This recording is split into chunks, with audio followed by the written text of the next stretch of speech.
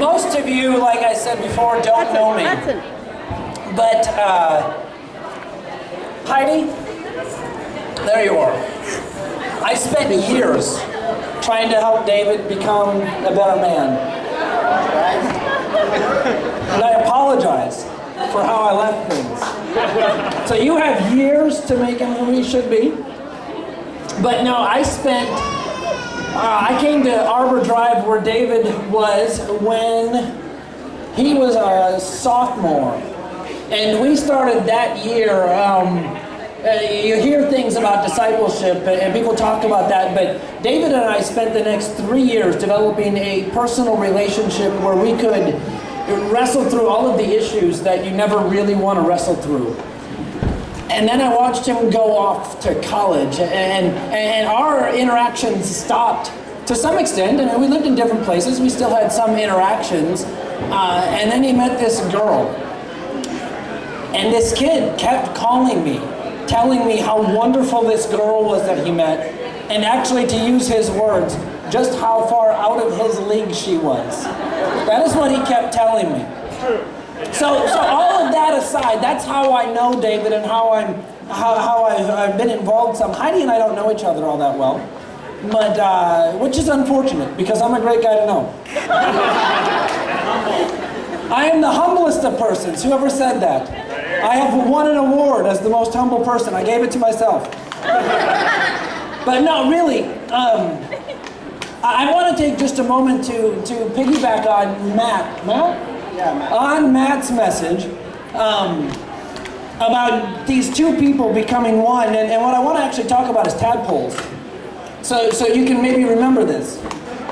A tadpole begins its life living in the water, breathing through gills, and swimming, and not really ever coming out. Then it becomes a frog or a toad, and it stops living in the water, and it begins living on the land. You two as individuals, that puts you in the tadpole stage, okay? And now today, God has begun something, or culminated something, to begin something new, of making you a frog. And now as a frog, you have something new to do. What is the main thing a frog does?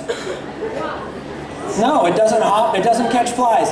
The main thing a frog does, because if it ever does this one thing, it'll die, is the main thing a frog does is it never tries to be a tadpole again. And whenever a frog tries to be a tadpole, it will die. Just like in your relationship now that God has made you into not just a new union, but new people in this union, if you ever try to become individuals again, you will die because it can't work. So thinking back through all of what Matt said, don't ever let yourself start a day, finish a day, go through a weekend where it's about you. Let's be honest, it's gonna happen, okay? But when it does, confess that to each other, work it out, figure it out, and then stop it from happening again. Because if you try to be a tadpole, which is what the world is gonna tell you makes you a fun person, you will die as people, as married people. So, I love you guys. I hope your marriage and life together is fantastic as you never try to be what? Tadpoles again.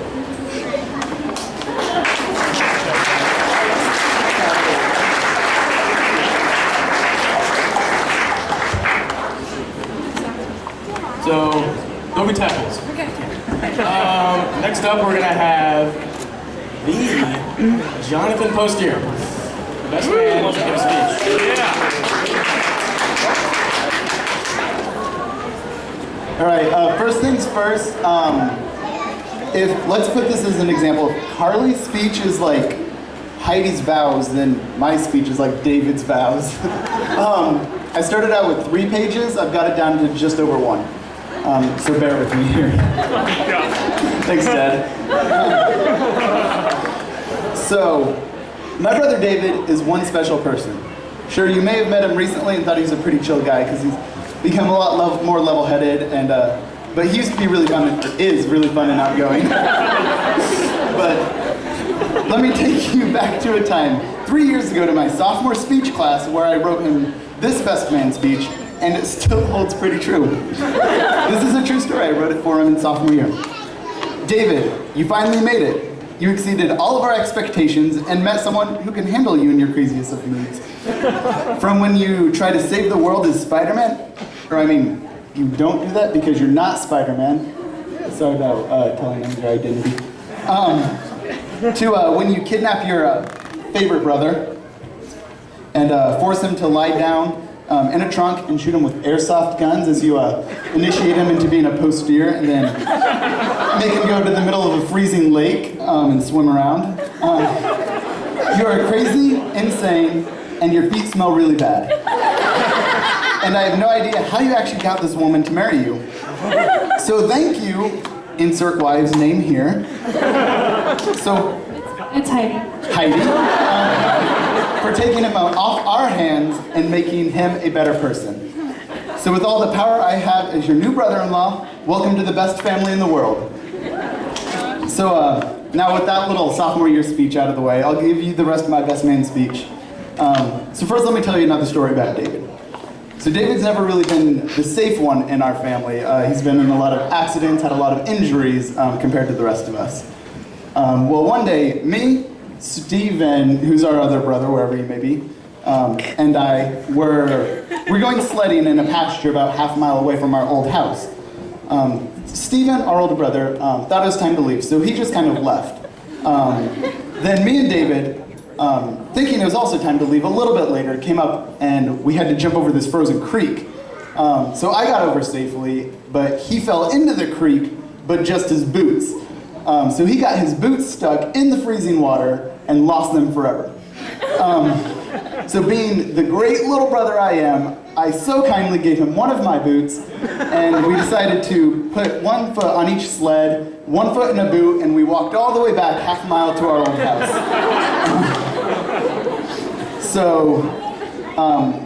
Just this one thing, David, I won't always be there to give you my boot, but now Heidi is. So now I'm giving you the boot out of my life and yours.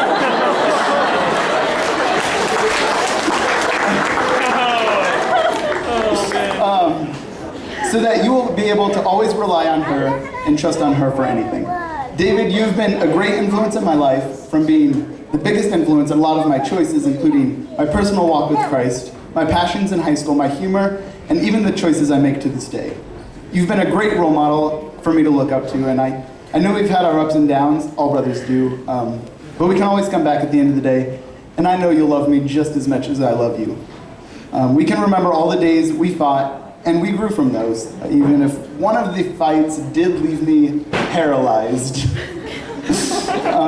David, I just want to thank you for being such a good brother to me and helping me find just who I am in my own personal walk with Christ. So as I'm rounding out the end of this speech, I just want to say something to you as well, Heidi. When I was there that David proposed to you, I knew in my heart and in my soul that you were absolutely perfect for him. You're a woman of faith, and you will keep my brother on the right track, and you will allow God to be the center of your guys' marriage. And because of this, I'm eternally grateful, and you are one amazing woman. And I'm glad that you will be in our family. Even if I don't always act excited to see you, thank you for being the number one person in my brother's life, so that he can give you all of his love, his affection, and his whole heart to you. So Heidi, I love you, and welcome to the family.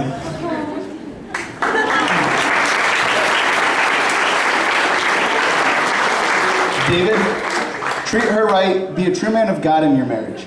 I want to be able to look up to you guys in your own marriage as an example of how I should live my life. So, if everyone will please raise their glasses. I thought we were going to be doing this over here, so let's imagine this. This is to Mr. and Mrs. David and Heidi Postier. I've always wanted to do this. May they forever serve God in all they do. Cheers.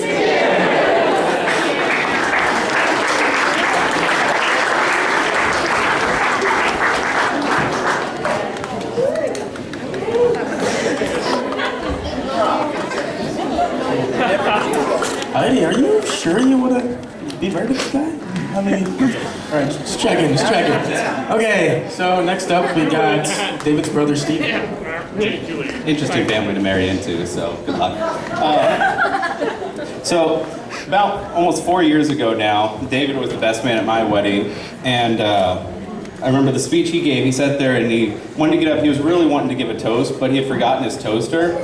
Being the responsible older brother I am, I figured I never wanted to be without it in case he ever wants to make another toast again. So we went ahead and got you a red toaster to fit in your kitchen, maybe. Fit in your kitchen just in case you ever want to make toast again. So there you go. Came prepared for your, good toast here. But yeah, my speech definitely wasn't as long or as well prepared as my little brother there. But I do want to say congratulations to you guys. I'm excited to see what God is planning for your lives. I guess the only funny story I have, or I can think of from right now from the childhood was, I think I was in high school, junior high, or a junior in high school. David was probably in junior high. He had a girlfriend, next door neighbor. We, no, it's okay. We'll finish. So, apparently she was sitting there one day, and David told me about this, a couple years later, gotten a little older, that she had come up to him one day and was just talking to him. They've been going out, and she was... I know where this is going. And she was like, so David, I really want to tell you something.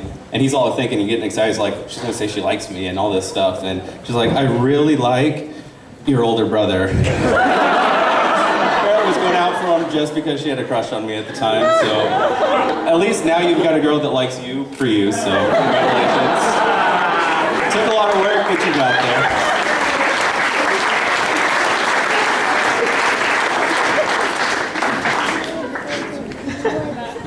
Okay, now it's time for the maid of honor, Carly Zola.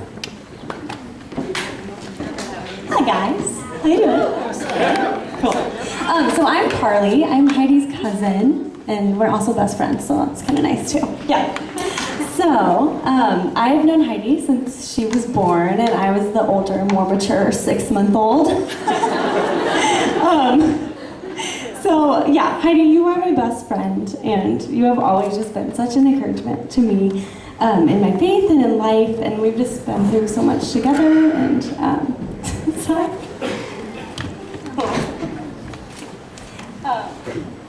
Yeah, so you've always just been the person I tell everything to, and I just remember growing up, just laughing until we peed our pants. Well, that was mostly me, but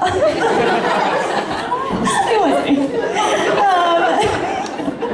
And just going on trips together when we were little and crying when we had to go our separate ways again. Good times.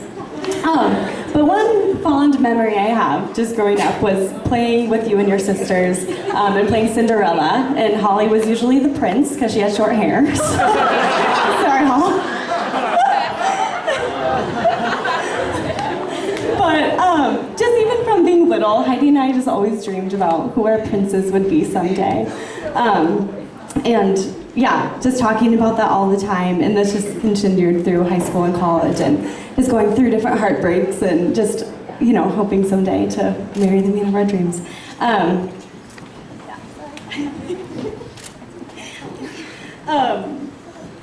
So yeah, Heidi, I just could not be more happy that you met David and that he's your prince. And you're both so wonderful for each other, and the love of Christ is so evident in your relationship, and just such a great example. And I just know the Lord has such big things for you guys, and I'm so excited to see what he does in your lives. So I just wanted to share one of my favorite verses and just over you. So Deuteronomy 31:8 says, "The Lord himself goes before you and will be with you." So he has already made the path for you guys, so just keep following him. And I love you guys so much.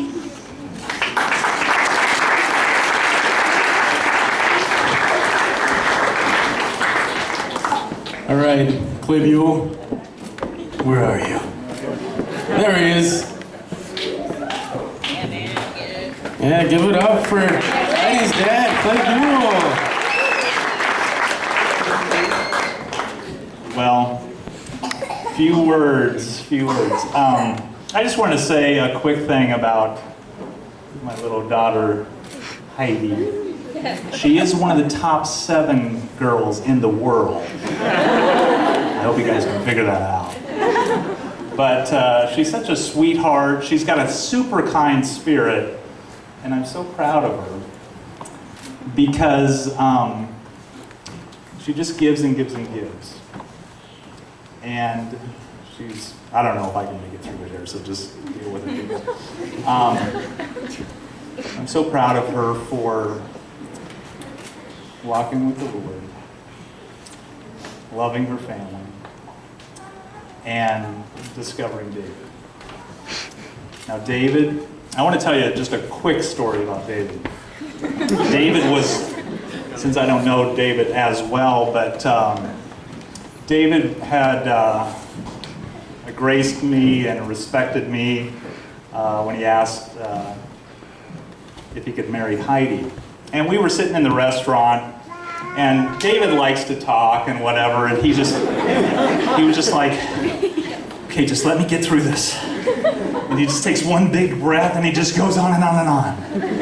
And I knew he was a good guy, and here's how I knew.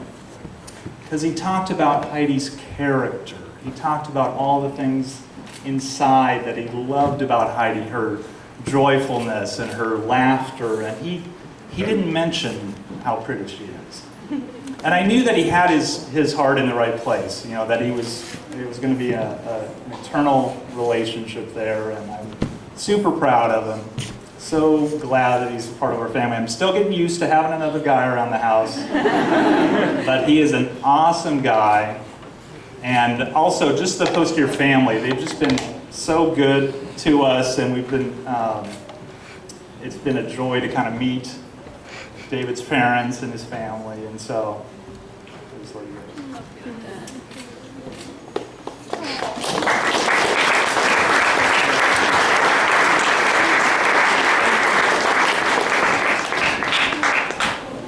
All right, now David's dad's gonna come up.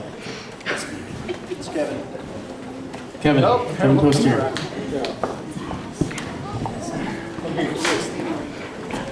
All right. Well, I think we've heard plenty of speeches tonight, so I'll keep mine short and sweet. So, well, I think the one thing that stood out from today for me is just the love of Christ is present in both David's and Heidi's life, and it's just exciting to see that as they come together, as they make Christ the center of each of their lives individually, but their life together as well. And we've certainly enjoyed getting to know Heidi and her family, and certainly David has focused his life on deciding what's right according to Christ's will for him for many years, and we've just been excited to watch him grow and continue to do that as he matures and now as he moves into a young man and not a college kid anymore. So graduated last week, got married this week. I'm not sure what we're doing next weekend. I think it's going to be a lot less exciting. I think maybe resting might be in order at this point. But we certainly want to welcome Heidi to the family, and we're just excited to see them together. And just appreciate everybody being here today and sharing this day with both of our families. And we certainly are very thankful for the prayers this week that we think held the rain off just long enough. So appreciate everybody's support there too. So please join me in congratulating both of them as they begin their life together. Serving Christ.